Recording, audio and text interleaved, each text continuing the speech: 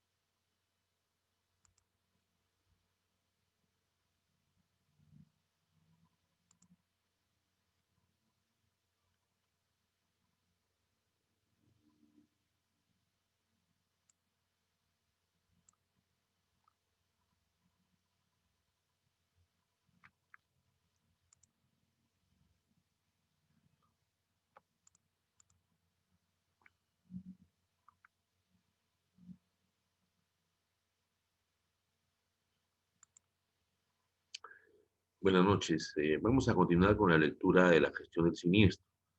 Nos quedamos en la página 18. Solicitud de prórroga de la aseguradora. Cuando la aseguradora requiera un plazo adicional para realizar nuevas investigaciones u obtener evidencias relacionadas con el siniestro o la adecuada determinación de la indemnización o prestación a su cargo, podrá solicitar al asegurado la extensión del plazo antes señalado. En caso contrario, se sujetará al procedimiento 91 establecido en el texto único de procedimientos administrativos de la superintendencia. La presentación de la solicitud de prórroga efectuada a la superintendencia debe comunicarse al asegurado dentro de los 3 días siguientes de iniciar el procedimiento administrativo. Asimismo, el pronunciamiento de la superintendencia deberá comunicarse al asegurado en el mismo plazo antes señalado, contado a partir de la fecha en que el solicitante haya tomado conocimiento del pronunciamiento correspondiente.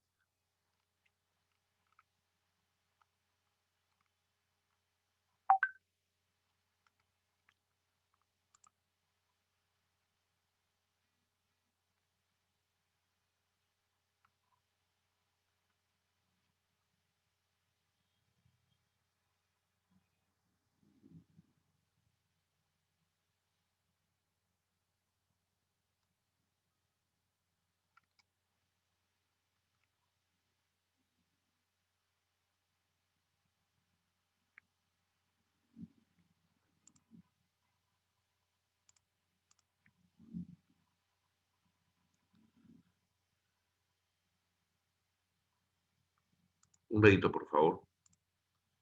Quiero ver un tema.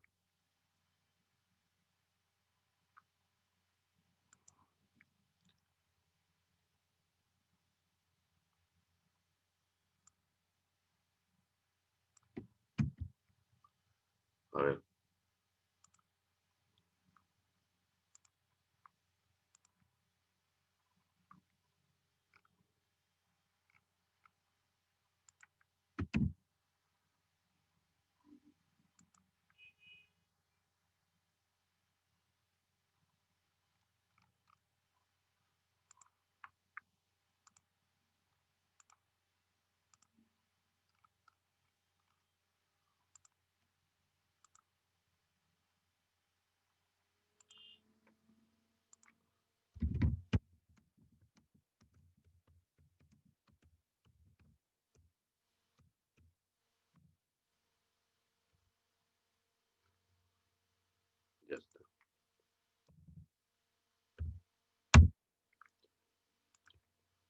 Ok.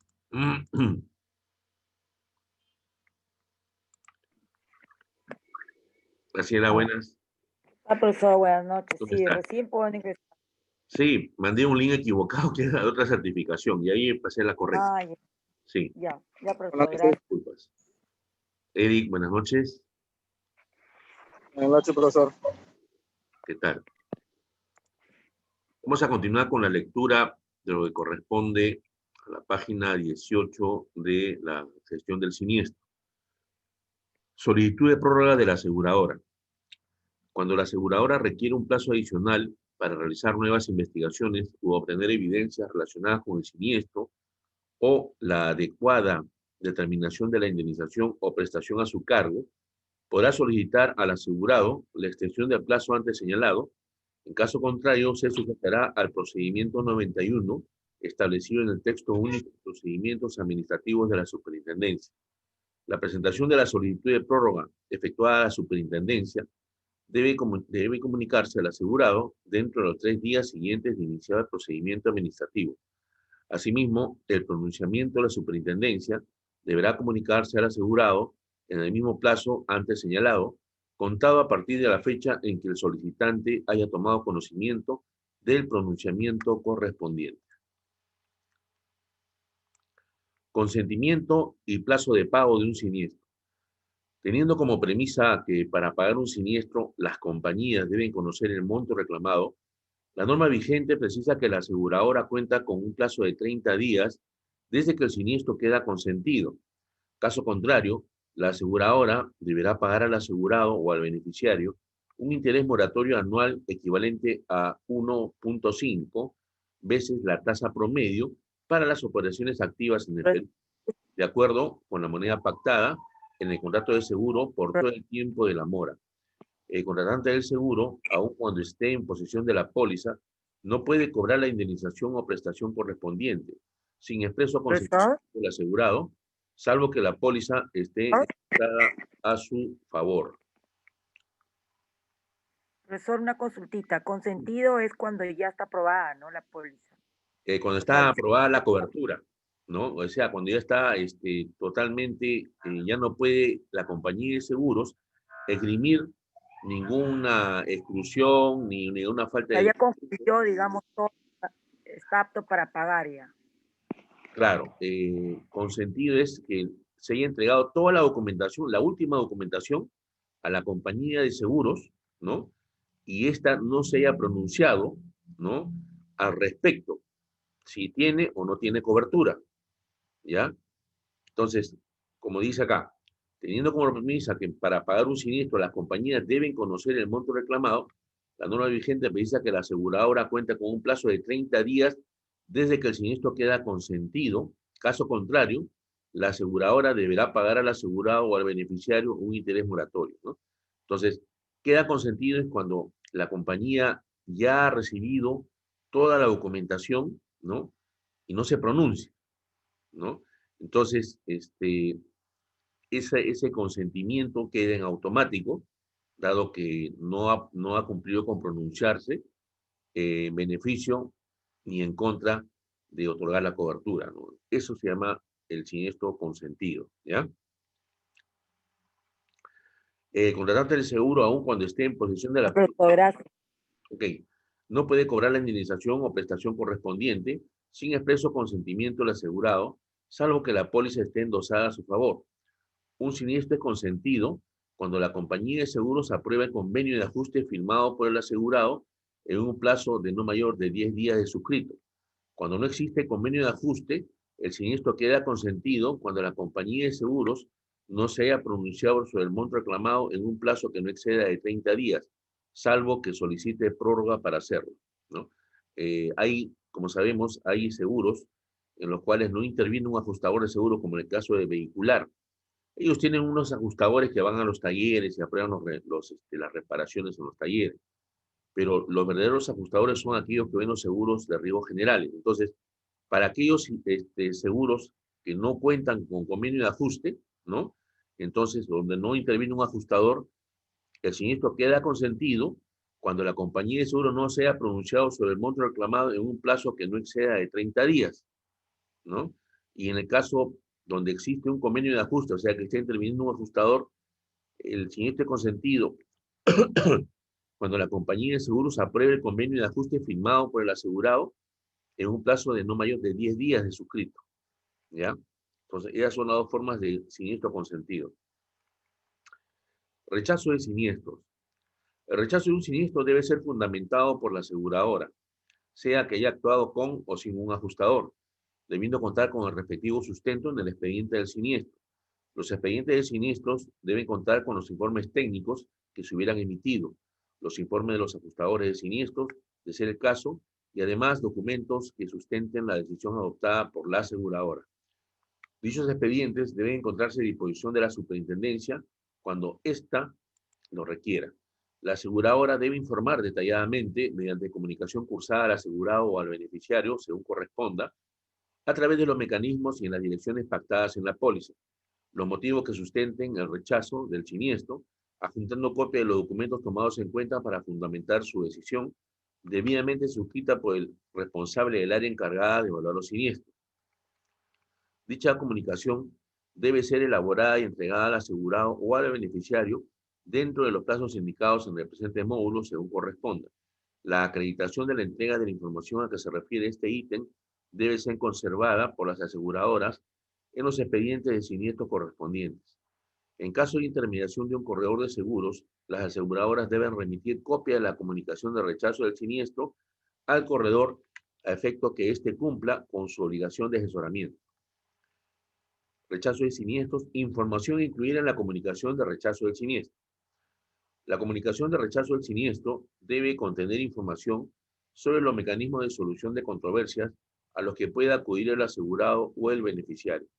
En caso se encuentre disconforme con el procedimiento de la aseguradora, según el siguiente texto. En caso de disconformidad con los fundamentos de rechazo del siniestro, usted podrá acudir a las vías de solución de controversias, como son la Defensoría del Asegurado, el Instituto Nacional de la Defensa de la Competencia y de la Protección de la Propiedad Intelectual, INDECOPI, o el Poder Judicial o instancia arbitral, según se haya pactado, para solicitar orientación. Podrá comunicarse con la plataforma de atención al usuario de la Superintendencia de Bancos, Seguros y AFP al teléfono gratuito 0800 10 840. Disconformidad con el rechazo del siniestro.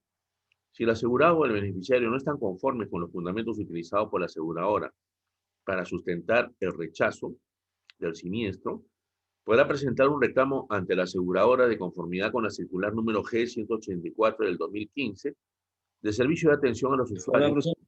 Buenas noches. Disculpe la tardanza. O recurrir al mecanismo de solución de controversias que corresponda. En tal caso, el asegurado o el beneficiario podrá presentar bajo su costo las pericias o pruebas de parte que estime convenientes y solicitar el reembolso de los gastos incurridos siempre que su reclamo resulte fundado. Mecanismo de solución de controversias. El contratante, el asegurado y o el beneficiario pueden pactar con la aseguradora el sometimiento de las controversias derivadas del contrato de seguro al arbitraje u otro mecanismo de solución de controversias conforme a lo que tiene que estar dispuesto en la póliza, cuando los daños o pérdidas reclamadas a la aseguradora como consecuencia de un siniestro sean iguales o superiores a 20 unidades impositivas tributarias. Intervención del corredor de seguros. Se recomienda que el corredor de seguros efectúe las siguientes acciones en caso de reclamo del asegurado. Coordinar con su cliente el aviso del siniestro a la aseguradora en los casos de ley y según corresponda. Aconsejar al asegurado sobre el nombramiento del ajustador más conveniente. Asesorar como si el bien no estuviera asegurado respecto de los bienes sinestados, a fin de intentar la reducción de reclamo conservando los bienes dañados y no haciendo uso de los mismos. Participar en las visitas del ajustador.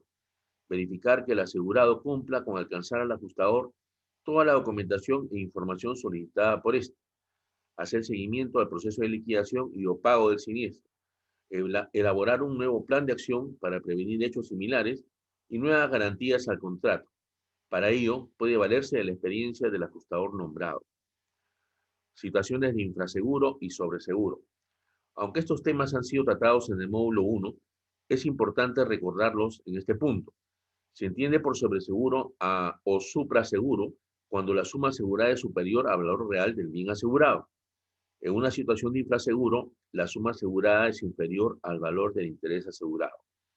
A la hora de contratar un seguro, sea el tipo que sea, hay que tener en cuenta muchos factores que son los que van a servir a la aseguradora para fijar el importe de la prima al que va a tener que hacer frente el asegurado, desde cuál es el bien determinado a asegurar y los riesgos exactos que se desean cubrir hasta quiénes van a ser todos los sujetos incluidos en la póliza y cuál va a ser la suma asegurada. A este último elemento, la suma asegurada, hay que prestarle especial atención, ya que si existe diferencia entre esta y el valor de interés, el estipulado en la póliza, se producirá una situación de infraseguro o sobreseguro. ¿Qué es el sobreseguro? Se produce una situación de sobreseguro cuando el valor de la suma asegurada es notablemente superior al valor de interés asegurado.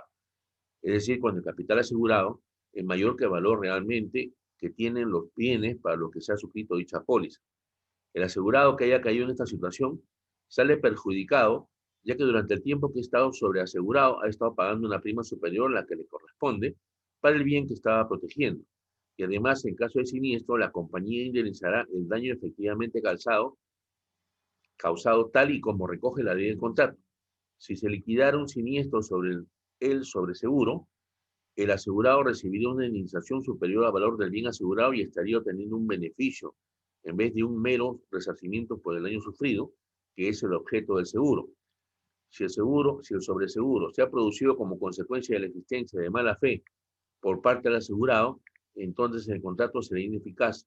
Por otro lado, si no hay dolo ni mala fe, la aseguradora puede, de acuerdo con la ley, retener las primas vencidas y la del periodo en curso. ¿Qué es el infraseguro? El infraseguro es justo lo opuesto al sobreseguro. En esta ocasión, la suma asegurada es inferior al valor real del bien para el que se está contratando el seguro. El infraseguro es una situación que, pese a que puede producirse en muchos seguros, es muy frecuente en las pólizas de hogar, siendo el más frecuente relativo al contenido de la vivienda. En caso de que se produzca un siniestro, el asegurado será indemnizado con una cantidad proporcional a la suma asegurada, tomando como ejemplo un seguro de hogar si en el contrato el usuario declara que el valor de contenido de su vivienda es de $10,000, pero en realidad es de $25,000. En caso de siniestro, la aseguradora no le indemnizará por el total de la pérdida, sino que podrá aplicar la regla de proporcionalidad. De esta manera, la compañía ofrecerá a su cliente una cantidad monetaria proporcional entre el capital contratado y la que el perito haya tasado en el siniestro. Varios seguros cubriendo un mismo riesgo. Otro caso que se puede dar es que un mismo asegurado tenga contratado dos o más seguros con distintas compañías en las que se cubre un mismo riesgo durante idéntico periodo de tiempo. Ante esta situación, el asegurado deberá comunicar a las aseguradoras del resto de pólizas. Si por dolo no se informa de esta situación, es decir, que se omite a sabiendas que se está errando, en el caso de que se produjera un siniestro estando sobreasegurado, las compañías aseguradoras no están obligadas a pagar la indemnización. Una vez se ha producido el siniestro y que las aseguradoras han sido informadas, estas deberán indemnizar en función de la suma asegurada. Eso sí, sin que pueda superarse la cuantía del daño. Si se da el caso de que alguna de las compañías ha pagado más de lo que proporcionalmente le correspondía, podrá repetir contra el resto de los aseguradores, es decir, que podrá exigir que le devuelvan la cuantía que no le correspondía pagar. Regla de proporcionalidad. Vamos a recordar. Como también hemos visto en el módulo 1, la fórmula de la regla de proporcionalidad es la siguiente. Suma asegurada por daños sufridos sobre el valor real de los bienes. Siguiendo el ejemplo citado en el ítem anterior, con una pérdida de $5,000 aplicando la regla proporcional, la indemnización será $10,000 por 5,000 sobre 25,000, igual la indemnización correspondería a $2,000. Al asegurado se le paga menos que el valor de su pérdida, debido a que había infrasegurado el bien, convirtiéndose de esa manera en su propio asegurador por la diferencia. Como se ve, fijar inadecuadamente el capital que se desea asegurar a la hora de elaborar un contrato de seguro acarrea consecuencias, especialmente en los casos de sobreseguro e infraseguro. Si ocurre un siniestro, el asegurado que tenga contratadas las sumas aseguradas de más o de menos puede verse seriamente afectado. Por eso es importante que antes de asegurar se especifique qué es exactamente lo que se quiere proteger, las coberturas que se quieren contratar y cuál es el valor monetario. La causa próxima. Como se indicó anteriormente, la causa próxima es la que produce directamente un resultado y a la cual se atribuye a la pérdida o daño. Asimismo, es una causa activa que hace poner en movimiento una cadena de sucesos que producen un resultado sin la intervención de ninguna fuerza que provenga de una fuente independiente. Adicionalmente al indicado, se debe precisar que un siniestro estará o no estará cubierto en la medida que cumpla con el principio de la causa adecuada, previsto en el inciso E, artículo 2 de la Ley 29.946, Ley del Contrato de Seguro. Es decir, de lo que se trata es de identificar el acto del que resulta un daño como consecuencia lógica, directa, ininterrumpida, sin el que éste no hubiera ocurrido. Es decir, la causa adecuada o próxima es la principal causa de un daño. En conclusión, si el acto está cubierto en las pólizas de riesgos nombrados o no está excluido en las pólizas de todo riesgo. ¿Cómo decide un asegurador si paga una indemnización? ¿Cómo el asegurado puede saber si su reclamo por la pérdida sufrida tendrá cobertura? Hay dos tipos de causas, real y próxima, o legal. La causa real es determinada por la prueba de excepto por o salvo por, es decir, excepto por la acción, el resultado no hubiera ocurrido. Por ejemplo, si no se hubiera pasado el semáforo en rojo, la colisión no hubiera ocurrido. Para que un auto o para que un acto cause un daño, ambas pruebas deben pasarse. La causa próxima es una limitación legal de la causa real. En caso de responsabilidad civil, si los actos de un tercero rompen la cadena de causalidad, depende si la intervención fue previsible. La regla general es que el demandado original se ha encontrado responsable del daño causado por el tercero como resultado directo de su negligencia, a partir de que fue una probable consecuencia. Así, por ejemplo, cuando el demandado tiene control sobre el tercero o cuando éste se enfrenta a un dilema creado por aquel, es improbable que la cadena de causalidad haya sido rota y el demandado será responsable frente al demandante por el daño causado. La continuidad de responsabilidad es impuesta no solo porque la negligencia original afecta a la previsión del tercero, sino porque la negligencia del demandado hace muy probable que el tercero cause daño al demandante. En la práctica, sin embargo, el requisito para que la intervención del tercero usualmente rompa la cadena es por lo menos la responsabilidad de pagar la compensación represente el total del daño o perjuicio sea distribuido entre dos o más responsables. Así, por ejemplo, si Juan daña a Pedro, es predecible que se llame una ambulancia, que los paramédicos carguen y se lleven a Pedro y que lo trasladen al hospital. Este ciclo de intervención continúa en el centro. Ninguna actividad que afecte a Pedro emergería salvo por la negligencia original. Entonces la responsabilidad de Juan continuará hasta que un imprevisto, Tomás, intervenga, por ejemplo, perdón, manejando negligentemente y colisione con la ambulancia.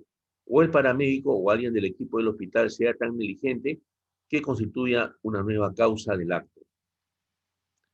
Siguiendo con situaciones de responsabilidad civil que son las que permiten tener un mejor panorama de este tema, la causalidad en la ley inglesa está vinculada a la prueba legal de lejanía o cercanía y la propia causalidad. Además, que hubo una relación de hecho entre lo que el demandado hizo o dejó de hacer y el daño o perjuicio que sostiene el demandante, que en el momento oportuno será previsible que ese proceder podría causar un daño o perjuicio de ese tipo. Estos tres elementos, deber, lejanía y causalidad, son herramientas que usan las cortes inglesas para determinar el rango de responsabilidad por negligencia. Todos ellos son útiles a su manera. Al final, la decisión es una cuestión de política para los jueces. El siguiente ejemplo nos ayudará a aclarar aún más el concepto de causa próxima en un sentido un poco más amplio. Una pareja joven que alquila un departamento encima de un pequeño supermercado tiene una póliza domiciliaria que cubre los contenidos del mismo contra incendio y líneas aliadas. El propietario de la tienda también tiene su propia póliza de multirriesgo que incluyen coberturas similares. Una noche, la esposa regresa a casa del trabajo, algo más tarde que de costumbre, enciende la cocina eléctrica para calentar la sartén y va al dormitorio a cambiarse. Esto le tomó más tiempo de lo que pensaba y al regresar a la cocina se encuentra que la sartén se está incendiando y que el fuego se está expandiendo a las cortinas y muebles. Por fortuna, mantuvo la calma, apagó la corriente y llamó por teléfono a los bomberos que pronto apagaron el fuego. Luego, en su momento, su esposo presentó un reclamo por los daños causados por el incendio. No habiendo duda respecto al origen del daño, se pagó el reclamo. pero al filtrarse el agua utilizada para apagar el incendio, les había causado bastantes daños a las existencias del tendero del primer piso.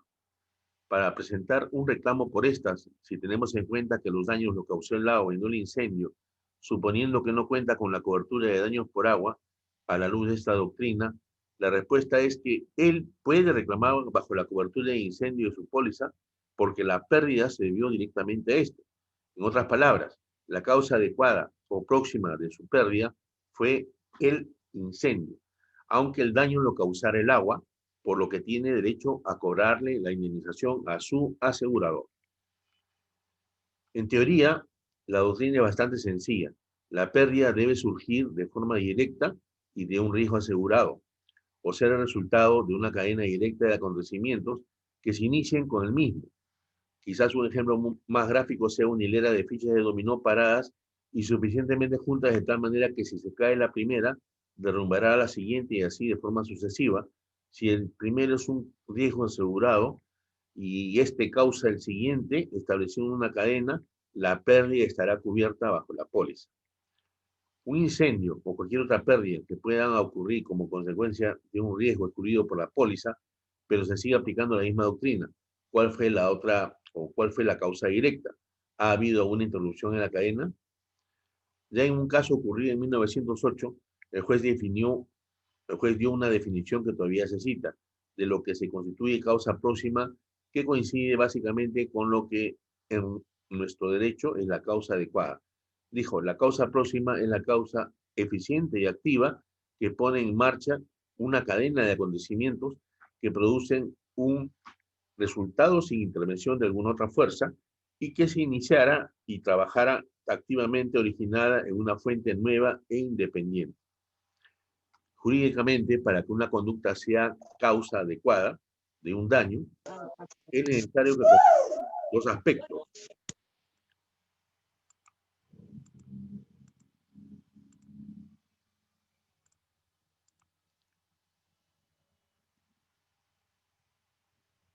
Perdón.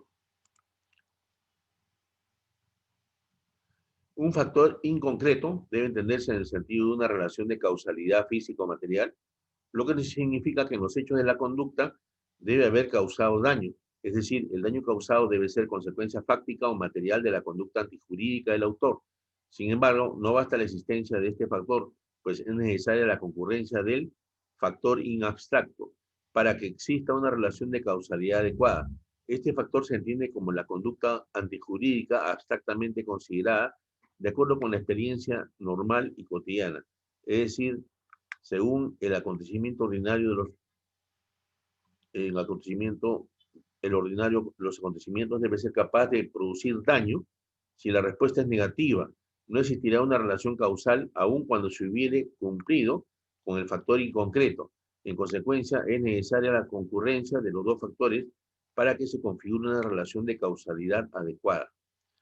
En un caso de nuestra jurisprudencia se dijo, nuestro ordenamiento jurídico en materia procesal ha establecido tres presupuestos: la existencia del daño causado, el daño causante del daño, el hecho causante del daño, revestido de dolo, culpa o mediante un bien riesgoso o peligroso o el ejercicio de una actividad peligrosa y la relación de causalidad adecuada entre el hecho causante y el daño causado.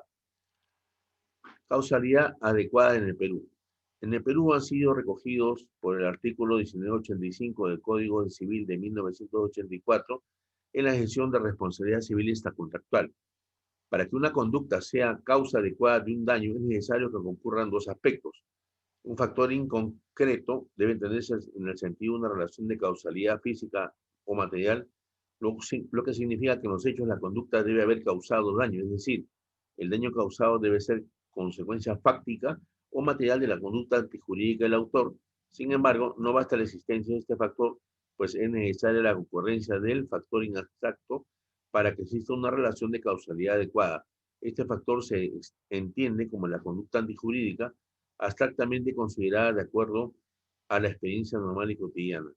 Es decir, según el acontecimiento ordinario de los hechos, debe ser capaz de producir daños. Si la respuesta es negativa, no existirá una relación causal, aun cuando se hubiere cumplido con el factor inconcreto. En consecuencia, es necesario la concurrencia de los dos factores para que se configure una relación de causalidad adecuada. Principios jurídicos del seguro. El propio Urquizo, que es un estudioso de los seguros, cita un caso de nuestra jurisprudencia que dice como sigue. Nuestro ordenamiento jurídico en materia procesal ha establecido tres presupuestos. A, la existencia del daño causado. B, el hecho causante del daño revestido de dolo, culpa o mediante un bien riesgoso o peligroso o el ejercicio de una actividad peligrosa.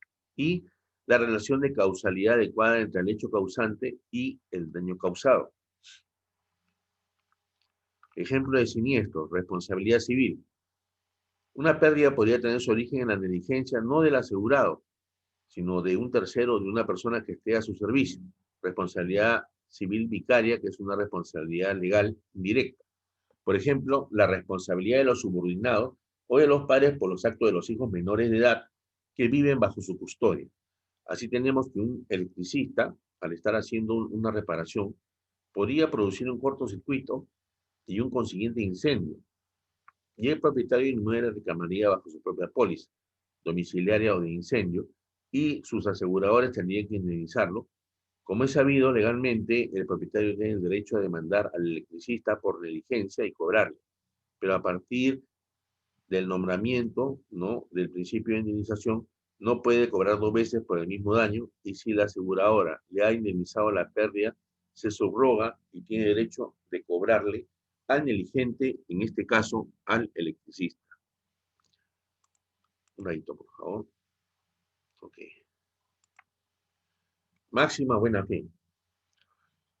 No lejos del taller de un constructor de botes, un hombre tenía un almacén. Al producirse un incendio en el taller, el propietario del almacén se percató con alarma que no tenía una póliza contra incendio. Cuando parecía que se había extinguido el incendio antes de que llegara a su almacén, solicitó una cobertura sin mencionar el incendio en el taller vecino.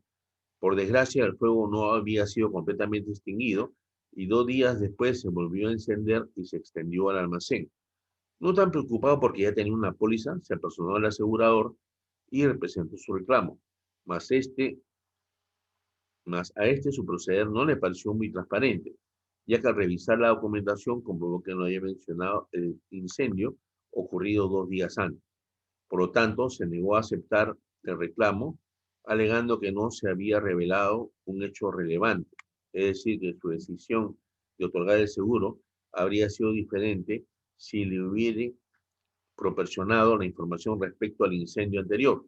Ante la denegatoria, el dueño del almacén decidió recurrir a la corte para cobrar la indemnización, pero el juez apoyó la negativa del asegurador a pagar el siniestro, sosteniendo la sentencia que en realidad se había incumplido en la obligación de la máxima buena fe. Por sus eventuales consecuencias en la doctrina de la máxima buena fe y por lo interesante que resulta jurídicamente, vale la pena comentar el caso inglés de la Ley de Rehabilitación del Transgresor de 1974. Esta ley modificó la obligación de revelar información. Así, una persona que ha sido penada y ha cumplido su condena y ha seguido por el buen camino durante el tiempo estipulado, tiene derecho a considerar la condena como extinguida. En consecuencia, puede hablar y actuar como si nunca hubiera cometido el delito, ni hubiese sido condenada. Más aún, tendrá el derecho de iniciar una querella en nuestro caso, por difamación contra cualquiera que revele su prontuario. Alguien que estuviese enterado de los hechos, por ejemplo, un corredor que esté tramitando el seguro de su cliente, puede encontrarse con que tiene que mentir, verdad legal, con el respaldo de la ley. Si más adelante de investigarse un reclamo sale a luz una condena extinguida, esta no constituye causal de rechazo para no asegurarlo. Causal de rechazo para un asegurador, perdón. Diligencia razonable. Las Cortes de los Estados Unidos, a diferencia del Estatuto inglés, no imponen al asegurado el deber de revelar aspectos que pudieran haber sido obtenidos a través del ejercicio de las denominadas diligencia razonable. En un caso paradigmático, el propietario de una nave no se apersonó a la oficina de correos a recoger una carta que lo hubiera enterado de su embarcación había encallado, y más adelante obtuvo una póliza de pérdida total. La cobertura fue declinada por el asegurador, sosteniendo que al no acercarse a la oficina de correos, el asegurado no había procedido con la diligencia debida y, en consecuencia, cabía la nulidad del contrato. Pero la Corte no aceptó aplicar la regla británica y ordenó el pago porque no se presentó evidencia que probara que el asegurado estuviera esperando dicha noticia o similar, ni que sospechara del encallamiento. En resumen, el asegurado tiene la obligación de revelar los hechos que conoce y no los que debería conocer. No revelación de hechos. En otro caso paradigmático, la Corte Suprema del Estado de Ohio, en los Estados Unidos, explicó por qué una póliza de incendio se aminoran las exigencias. En este caso, el asegurado incumplió con informar al agente de seguros que poco antes del incendio, antes del edificio asegurarse, había tenido un incendio y que sospechaba que el fuego había tenido origen incendiario. La Corte sostuvo que el asegurado no estaba obligado a revelar el incendio previo. La no revelación por el asegurado de un hecho relevante constituye un problema, solo si se hizo con intenciones fraudulentas. Causa adecuada. Hay pocas circunstancias donde la prueba de excepto por no funciona. Los principales ejemplos son causa concurrente, cuando dos actos negligentes separados se combinan para causar un daño a un tercero. Cada actor es responsable, aun cuando el daño no hubiera ocurrido sin la negligencia del otro actor. Causas suficientes, combinadas, cuando el daño resulte de dos actos negligentes separados, cualquiera de los cuales hubiera sido suficiente para causarlo. Ambos actores son responsables. En los Estados Unidos se sostiene que cuando dos partes son igualmente negligentes, pero solo una causa el daño a una tercera persona, la carga de la prueba pasa a las partes negligentes, quienes tienen que demostrar que no la causaron. Se podría resumir lo indicado que la póliza paga cuando la pérdida es el resultado directo de un riesgo contra el cual se ha asegurado y cuando no ha habido intervención alguna de una nueva fuerza, que podría ser un riesgo excluido o uno que no esté asegurado. Ambos casos no cubren todas las posibles variaciones de circunstancias y los casos reales motivan con frecuencia que se tenga que recurrir al Poder Judicial para resolverlos. Se dan situaciones en que hay riesgos concurrentes o en los que se hace presente un riesgo excluido luego de la ocurrencia del riesgo asegurado. Es importante, en todo caso, no olvidar la definición examinando cada caso a la luz de la misma.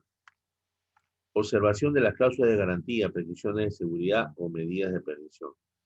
Las cláusulas de garantía, descripciones de seguridad o medidas de prevención deben tenerse en cuenta más el cumplimiento sustancial de las mismas y su eficacia efectiva que su cumplimiento literal. No se debe sancionar al asegurado por incumplimientos de garantía o medidas cuya observancia no hubiera evitado el siniestro. Ok, con esto estamos dando por concluido la lectura de lo que corresponde a la gestión o administración o liquidación del siniestro. Hasta acá, ¿tienen alguna consulta que deseen efectuar respecto a la lectura que se ha efectuado? O cualquier otra consulta que deseen ustedes concretar, por favor, tenemos todavía unos 6 minutos, ¿no? Salvo que ustedes deseen concluir la clase en estos momentos. Bueno, también aprovecho en retomar la indicación que les di en la clase pasada, ¿no? Estamos en la semana 18, ¿no?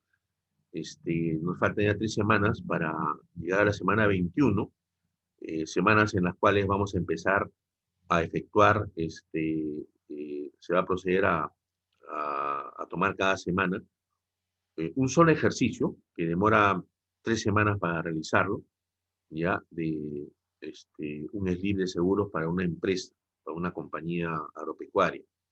Entonces, la clase anterior les indiqué, yo estoy con toda la predisposición de poderlos apoyar y de repente quizás sería necesario, ¿no? Algunas clases adicionales, pero fuera de lo que es la currícula, ¿ya?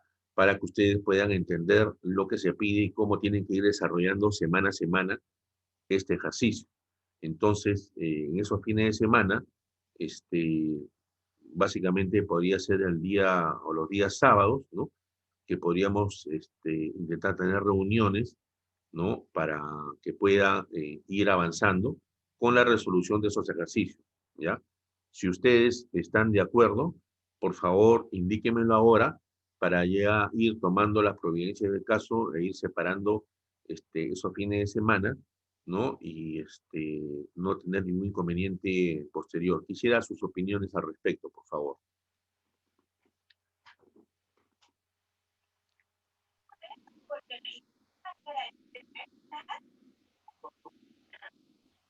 Podría ser el sábado en la tarde, profesor, a partir de las 5, no sé. Claro, claro. 7 quizás. No, 7, profe. 7 tengo clases. Ah, 7 a 10 chispas. tengo clases. O sea, los sábados inclusive. Y los domingos, como ustedes saben, que es para descansar, pero en verdad yo los domingos trato de avanzar con revisar las calificaciones, seguir apoyando a aquellos compañeros también de otras certificaciones que se van quedando atrasados y me piden que les vaya dando un tiempo ampliatorio, ¿no? Entonces, este motivo. Entonces, lo que yo le estaba proponiendo es eso, ¿no? Obviamente, esta reunión va a tener que ser off the record, ¿ya? Eso no se va a grabar ni se va a enviar ningún tipo de ¿cómo se llama?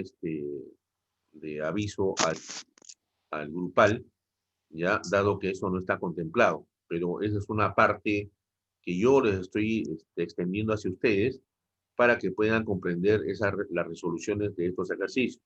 Entonces, mi propuesta es los sábados, en la tarde, un golpe de 3 o 4 de la tarde, ¿no? Para que podamos reunirnos e ir avanzando. Lo que sí yo podría hacer es, de todas maneras, igual grabar y enviarlo a cada uno, pero no lo va a poder enviar así al WhatsApp grupal, como lo hago con todas estas sesiones que tenemos. Entonces yo pienso que sí va a ser necesario ello. La vez pasada estaba comentando, creo que con Graciela, me parece, no me acuerdo con qué otra persona más al respecto, ¿no? Entonces, yo pienso que sí va a ser necesario ello. Walter, ¿querías comentar algo? ¿Qué tiempo es, profe, el sábado? ¿Qué tiempo es? No sé, mínimo tendría que ser 1 hora para ir avanzando cada cosa, porque yo tengo que irle dando indicaciones para ver cómo se van a ir desarrollando los temas. Es un solo tema, pero se va avanzando en 3 etapas, ¿no? Por eso que duran 3 semanas. Esas 3 semanas, lo único que van a tener que Sábados. hacer son estos ejercicios de asignación. En la primera semana es el último examen, ¿no? Que se da. Después, en la semana 22, 24, me parece que ya no hay exámenes y todos son dedicados a esta asignación que es un poco complicada y por eso ustedes van a necesitar Ya. ayuda, ¿no? Así es. Por mí no hay problema. Ok. Eric, no te escucho. Eric, buenas noches.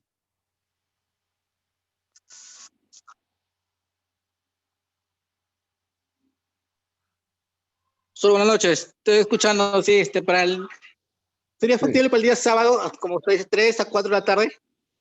Claro, de 3 a 4 de la tarde, pero cuando estemos a partir de la semana 21, 22, 23 y 24, ¿ya? Para ir avanzando con la solución de esa asignación que es importante, ¿ya? Sí, siempre estoy ¿Correcto? escuchando. Ya. Perfecto. Graciela, ¿de acuerdo? Por mí no hay ni problema, profesora. Bien, Carlos. Graciela, buenas noches, ¿de acuerdo?